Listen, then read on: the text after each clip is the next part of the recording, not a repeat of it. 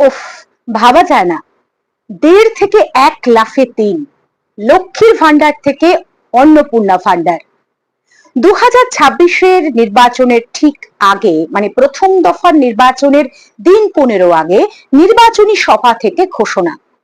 তারপরেই রাতারাতি রাতের অন্ধকারেই ফ্লেক্স টাঙানো হয়ে গেল। তারপরে চোরা গোপ্তা ভাবেই ফর্ম ফিল আপ করানো হলো।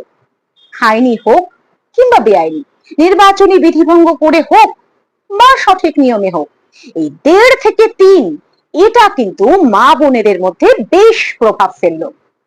যারা কিনা লক্ষ্মীর ভান্ডার পান তারাই মা অন্নপূর্ণা ভান্ডারের সুবিধে পাবেন। নতুন যারা পাননি তারাও আবেদন করতে পারবেন। এক পাতার একটা ফর্ম ফিল আপ করতে হবে।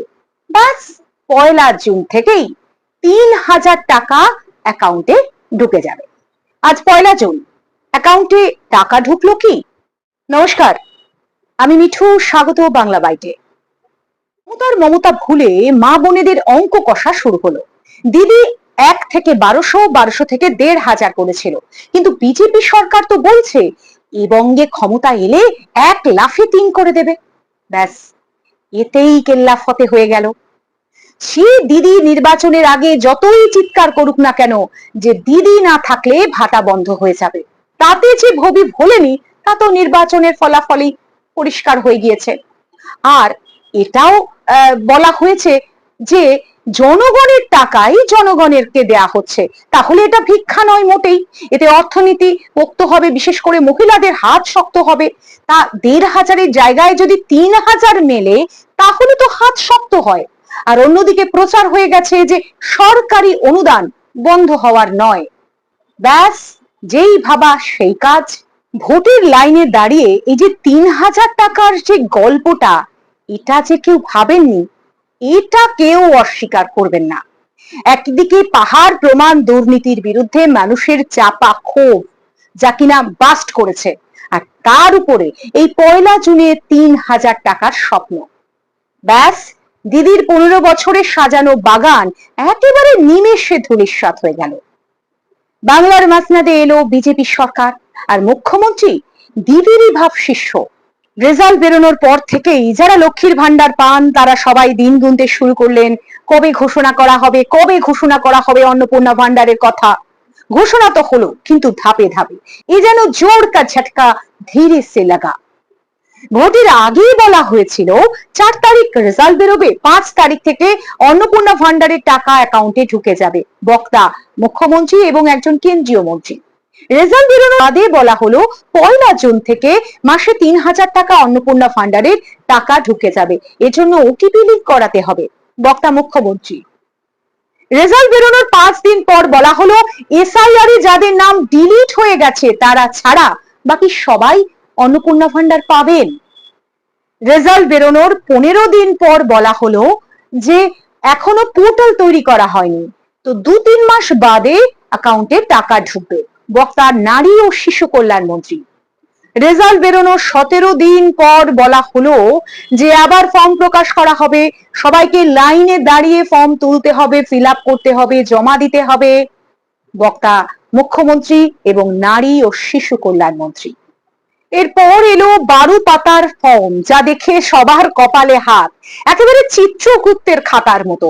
তার মধ্যে সকলের, পরিবারের সকলের একেবারে ঠিকও যে পুষ্টি চাওয়া হয়েছে, মানে পরিবারের সবার ডিটেলস চাওয়া হয়েছে, নাম, ভোটার কার্ড, আধার কার্ড, ব্যাংক ডিটেলস, প্রত্যেকের রোজগার, বার্ষিক আয়, শিক্ষাগত যোগ্যতা, হেলথ ইন্স্যুরেন্স করা হয়েছে কিনা তার ডিটেলস, জমি থাকলে তার ডিটেলস, রেশন তোলা হয় কিনা, বাড়ি কাঁচা না পাকা, জমির পরিমাণ কত, কেউ পেনশন হোল্ডার থাকলে তার সম্পর্কে জানাতে হবে, ৪ চাকা থাকলে সে সম্পর্কেও জানাতে হবে, কেউ ব্যবসায়ী হলে জিএসটি নাম্বার দিতে হবে, বাচ্চাদের সম্পর্কে, বাড়ির ছোটদের সব ইনফরমেশন দিতে হবে, তাদের টিকাকরণ নিয়ে যাবতীয় তথ্য দিতে হবে, মানে সবকিছু। কেউ সিএ তে আবেদন করে থাকলে সেই সম্পর্কে তথ্য দিতে হবে। এসআইআর এর সময় সব নথি একবার দেয়া হয়েছে, আবার অন্নপূর্ণা ভান্ডারের ফর্ম ফিল আপের সময় লাইনে দাঁড়িয়ে এই সমস্ত কিছু ফিল আপ করো। এ তো তথ্য খেলা শুরু হয়ে গেল। আবার বলা হচ্ছে, এটা আবার আসার কথা, যে সরকারি আধিকারিকরা বাড়িতে এসে অনুসন্ধান করবেন। খুব ভালো কথা, যে যোগ্য মানে যার অনুদান, সরকারি অনুদান পাওয়া উচিত, সেই যোগ্য লোকই পাক। কিন্তু কথা হচ্ছে, কথা তো তেমন হয়নি। সবাইকেই তো স্বপ্ন দেখানো হয়েছিল, সেখানে কে পাবে কে পাবে না, কার যোগ্যতা আছে পাওয়ার, অন্নপূর্ণা ভান্ডার, সেসব তো বলা হয়নি। তা না বলে সবাইকেই তো স্বপ্ন দেখানো হয়েছিল 3,000 টাকার। এক কথায় অর্ধ সত্য বলে ভোট আদায় করা হয়েছে। মানে সরকার শুরুই হলো বিশ্বাসভঙ্গতা দিয়ে। এর ফলাফল কি হবে ভবিষ্যৎই বলবে, কিন্তু বাস্তব হলো লক্ষ্মীর ভান্ডার শুরু হওয়ার সময়ও মানুষ আগুপিছু কিছু ভাবেনি যে এই ধরনের ভাতা দেওয়ার ক্ষমতা সরকারের বেশি দিন থাকবে না। 1,500 টাকার মোহ তখন মানুষকে পেয়ে বসেছিল। সেই 1,500কে বাড়তি হাওয়া দিয়ে 3,000 টাকার লোভ সামনে রাখা হলো। তাতে কি হলো? আমও গেল, ছালাও গেল।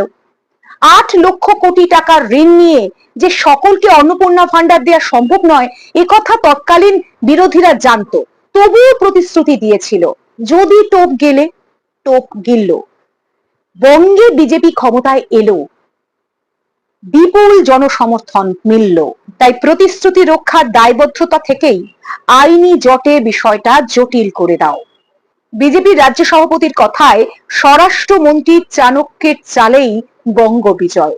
মানে মানুষকে যত বোকা বানাতে পারবে সে তত বড় রাজনীতিবিদ। সে যাই হোক, তবে অন্নপূর্ণা ভান্ডারের সুবিধে বেশিরভাগ মা বোনেদেরই অধরাই থেকে যাবে। এবং যেসব তথ্য চাওয়া হচ্ছে তার নিরিখে বলা যায়, এর পরবর্তী কোপ পড়তে পারে রেশন ব্যবস্থা, বিধবা ভাতা এবং বার্ধক্য ভাতায়। মধ্যপ্রদেশ, দিল্লি, মহারাষ্ট্রের উদাহরণও ধোপে টিকল না। পশ্চিমবঙ্গে বিজেপি কি নতুন ভাবে ভাববে? 3,000 টাকার অন্নপূর্ণা ভান্ডারে মজে 1,500 টাকাও হাতছাড়া হলো। দেবী অন্নপূর্ণার নাম দিয়ে এরকম অর্ধসত্য বলে ভোট বৈতরণী পার হওয়াটাকে দেবী অন্নপূর্ণাই ভালোভাবে মেনে নেবেন? তা তো ভবিষ্যৎই বলবে। কিন্তু আপনারা জানান, আপনারা কি ভাবছেন এই বিষয় নিয়ে? কমেন্ট করে জানাবেন। এবং সেই সঙ্গে কোন রকম পক্ষ সমর্থন না করে শুধুমাত্র তথ্য ভিত্তিক আমাদের উপস্থাপনা। ভালো লাগলে সঙ্গে থাকবেন। ভালো হোক মন্দ হোক, মন খুলে মনের কথা জানাবেন। সঙ্গে থাকুন বাংলা বাইট। নমস্কার।